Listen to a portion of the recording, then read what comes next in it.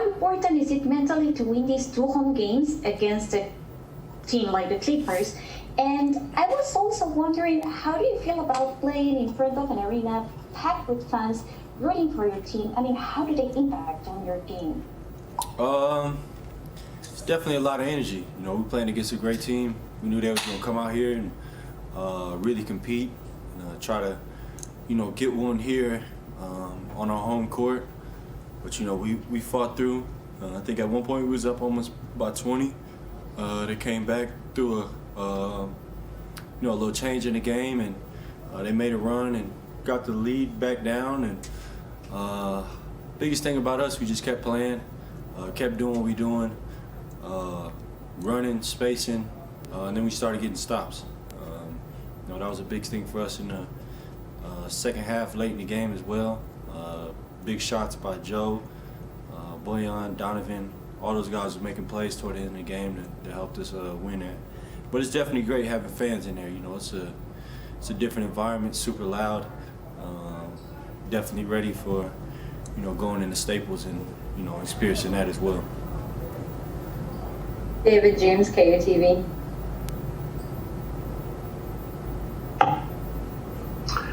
Jordan, there have been a lot of comments about your defense and Bojan's defense. You guys maybe aren't thought of as the stoppers on the team, but pretty big efforts from you. I'm wondering what led to that, what kind of comments from the coaches or something you saw in film?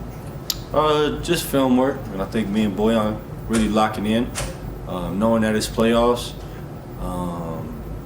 knowing that guys are, all trying to attack, they trying to get us in switches and stuff like that. So us just kind of locking in, knowing it's playoffs, knowing each possession matters, knowing we going against great matchups, and we just out there competing and doing what we're trying to do to get wins. Becca Harlow, TNT. Hey, Jordan. Your game obviously speaks for itself, and you've talked a lot about how you really feel comfortable and at home with this Jazz team. I'm just curious, when you think about your legacy, the mark that you want to leave in the NBA, you also seem to be everybody's favorite player and friend, no matter where you go.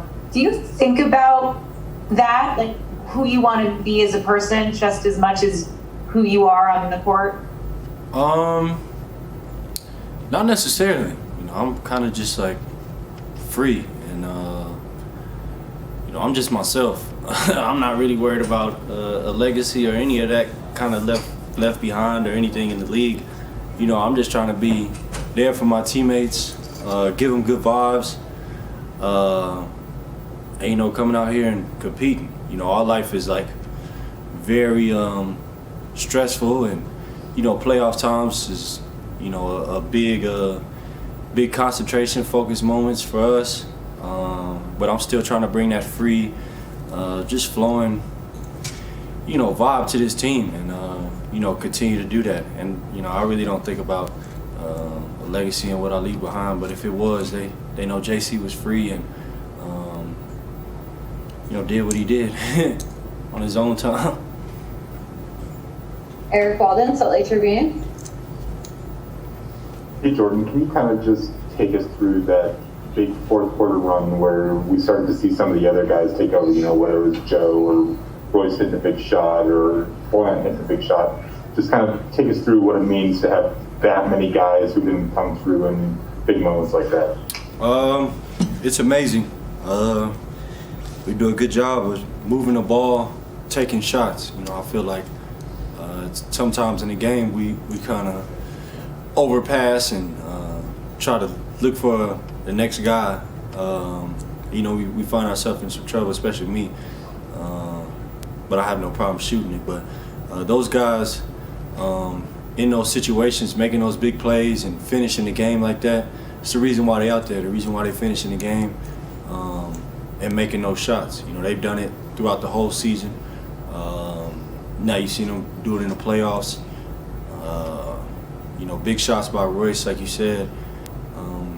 I don't think he was, really on like he has been in the playoffs this whole game, and then you see him bang those last, threes and making big plays on the defensive end at the end. you know, that's a real confidence booster for him. Going into this next game, you see Joe knocking threes down, Bojan just feeling so free and, you know, knock it down. It's a beautiful thing, being able to spread the floor and shoot threes and make plays for each other. Mr. Saltos, Sport DNA. Hey Jordan, I would like to ask you, how would you rate the level of confidence in the team after those 2 wins? And also, how different is the dynamic with Donovan, because you have 6 wins in the 6 games of playoffs when Donovan came back in action?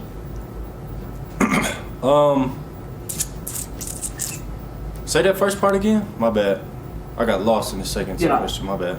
Yeah, how would you rate the level of confidence in the team after those 2 wins against the Clippers?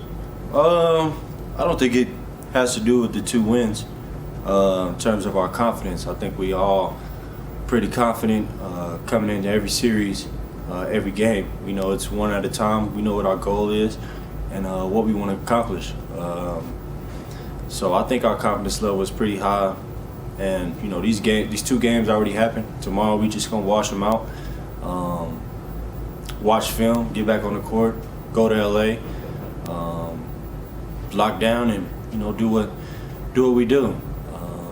You know, nothing has really changed for us. We still sticking to the same script and trying to do what we do. And in terms of confidence level, I think it's very high. And then with Don coming back, you see his performances, you see his shooting percentages, what plays he's making on the court. We asking him to defend as well with you know, Mike being out. He's just stepping up in a big way. He's being a real superstar, MVP caliber player, all NBA guy. So, you know, that's his job, and you know, that's what he does. Sarah Todd, Deseret News. With a guy like Donovan, like you were saying, the caliber of player that he is, it could maybe be easy to rely on him a little bit.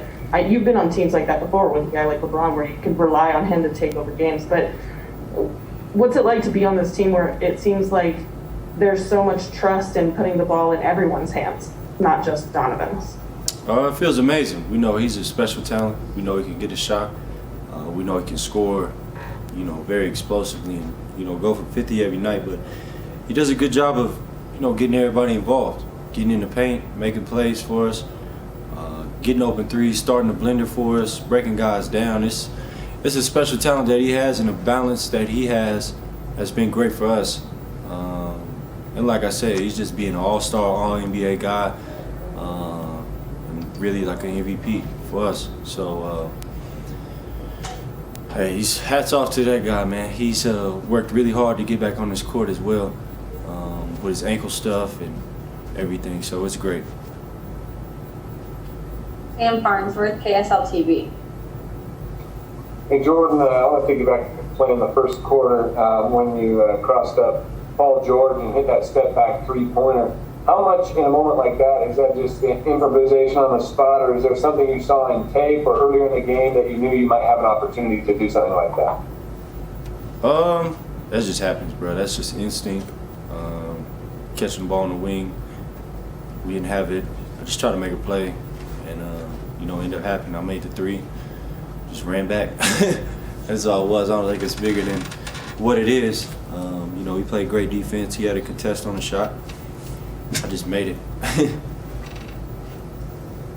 All right, and last question, Nia Campbell, UtahJazz.com. First, JC, thank you so much for bringing back the kilt. That's all I asked. I really appreciate you for bringing it back. But I wanted to take it back to Game 1 because Karl Malone was in the building and he rocked your jersey. He had his family and flamethrower gear, and he actually bought multiple Jordan Clarkson jerseys. I wanted to know how that felt, just to have a legend like that just rocking your jersey at the game. That's pretty dope. You know, something that I, you know, embrace. It's good to see him come to the game and, you know, really support. Yeah, I think it's just fire. It's just dope. All right, that's it. Thank you so much, Jordan. Appreciate it. All right, y'all. Peace.